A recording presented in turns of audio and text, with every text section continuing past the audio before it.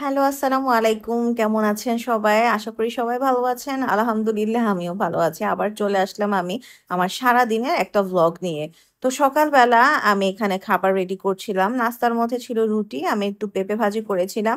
সেটাও গরম করে নিচ্ছিলাম আর ডিম। অনেকগুলো ডিম দেখতে পাচ্ছেন, তাই না? এখানে আসলে শাওনের আছে ৪ টা ডিম, একটা আমার, একটা আওয়াইশার। শাওন তো প্রতি বেলায় ৩-৪ টা করে ডিম খায়। তো আমি একটা বড় ফ্রাই প্যানের মধ্যে সবগুলো ডিমই একসাথে দিয়ে দিলাম। যেহেতু আমার হাতে সময় কম আছে, একটু ভেঙে ভেঙে যাবে কারণ এরকম বড় ডিম না উল্টাতে একটু কষ্ট হয়। বাট ভেঙে গেলেও সমস্যা নাই, বাসার মানুষই খাবো, নো প্রবলেম।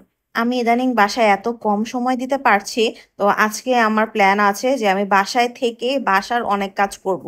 আমার খালাকে আমি পাই না, আর খালাকে যদি না পাই তাহলে খালা নিজের মতো মোটামুটি কাজ করে চলে যায়। তো আমি আমার মন মতো অনেক কাজ খালাকে দিয়ে করাতে পারি না। তো আজকে সেই দিন যেদিন আমি খালাকে দিয়ে মন মতো কাজ করাবো।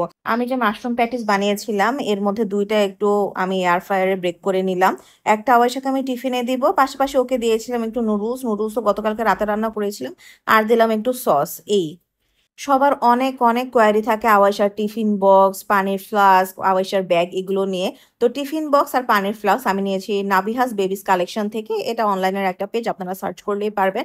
আর ব্যাগ যেটা, সেটার ব্যাপারে অনেক কোয়ারি আছে এবং আমি অনেকবার বলেছিও, তারপরে হয়তো অনেকে মিস করে গিয়েছে।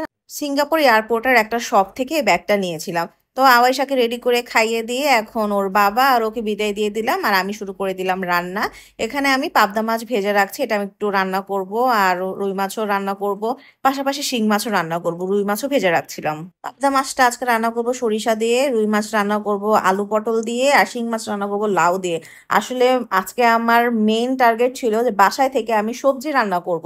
কারণ আমি তো একবার অনেক সবজি কিনে আনি, অল্প অল্প করে আনি, বাট অনেক ভ্যারাইটিস আনি। তো দেখা যায় যখন আমি বাসায় সময় দিতে পারি না, সবজিগুলো রয়েই যায়, কারণ সবজি কাটতে খুব বিরক্ত লাগে।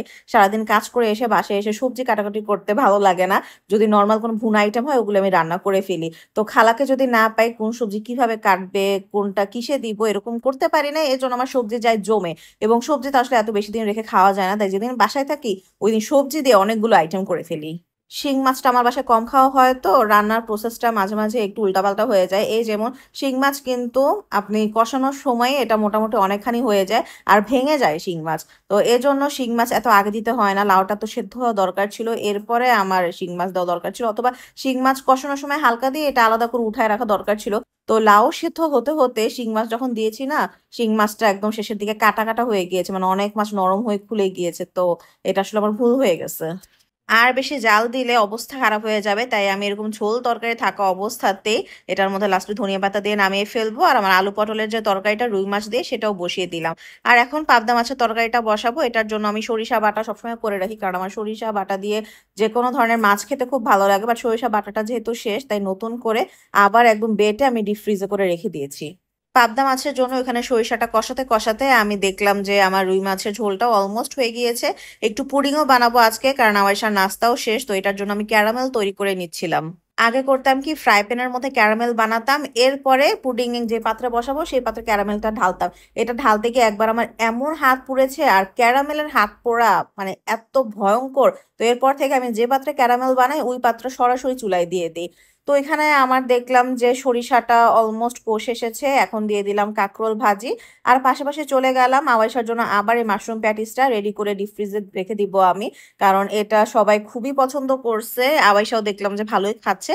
আর একটা সুন্দর আইটেম, তো এটা আমি বানিয়ে বানিয়ে রাখবো যখনই বাসায় মাশরুম থাকবে। বলেছি না আজকে সব সবজি আমি ইউজ করবো, ঢ্যাঁড়স ভাজিও করতেছিলাম। তো আজকে কি কি সবজি ইউজ করলাম দেখেন। ঢ্যাঁড়স, কাঁকরোল, তারপর লাউ, এরপর পটল, আলু।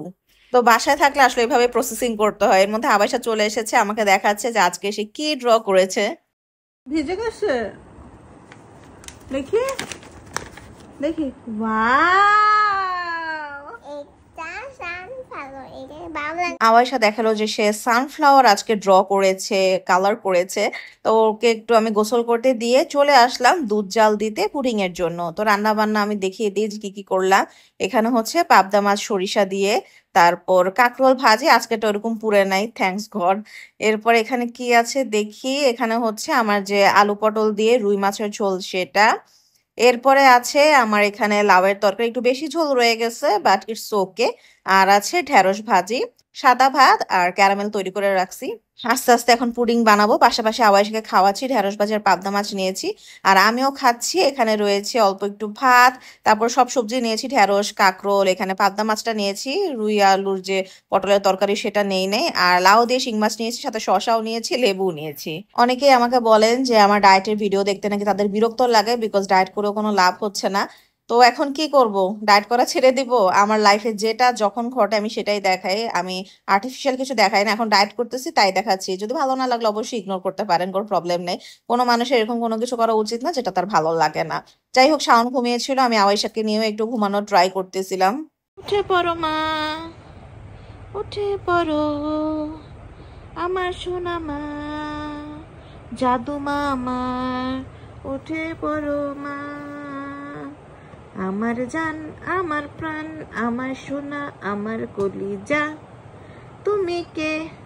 তুমি কি আওয়াইশা নাকি তুমি প্রিন্সেস? আমি বলি তুমি একটা প্রিন্সেস, তুমি একটা প্রিন্সেস মা।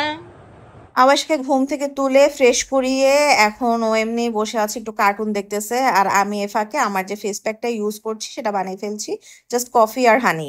এই ফেস প্যাকটা আমার কাছে বেশ ভালোই লাগলো, বিকজ আমার এত সেনসিটিভ স্কিন, এটা দেওয়ার পরে মুখ তেমন কোনো জ্বালাপোড়া করতেছে না, পাশাপাশি ট্যান অনেকখানি রিমুভ হয়ে গিয়েছে। তো এটা ভালো, অবশ্য ন্যাচারালি রিমুভ হয়েও যায়, কারণ এই সানবার্নের ট্যানটা এত বেশি থাকে না, ফেসিয়ালও করে আসছি মাঝখানে, বাট তারপর আমার কাছে মনে হচ্ছে এটা খুব ভালো আর খুব ইজি বানানো, তো কন্টিনিউ করতে পারতেছি, বিকজ এসব আমি আসলে কন্টিনিউ করতে পারি না।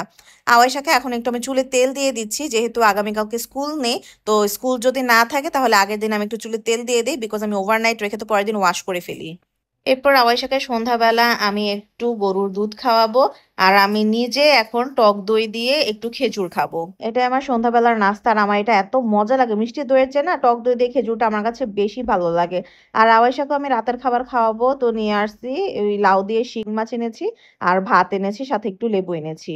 আর অলরেডি তিনি বিছানার এক কোণায় চলে গেছে ভাত দেখে, আর কি কি করতেছে ফেসে, মানে একটু সে খাবে না, আমাকে বারবার বলতেছে মা আমি খাবো নো, সে আবার সবকিছুকে নো বলে। আর আমি এখানে একটু চিকেন প্যাটিস আবার বানিয়ে রেখেছিলাম, বিকজ আগামীকালকে সকালবেলা আমি ডিউটিতে চলে যাব, তো এটা যেহেতু আগামীকালকে দিব আমি এখনই বানিয়ে রাখছি, শাওন জাস্ট ওভেনে ওকে গরম করে দিয়ে দিবে।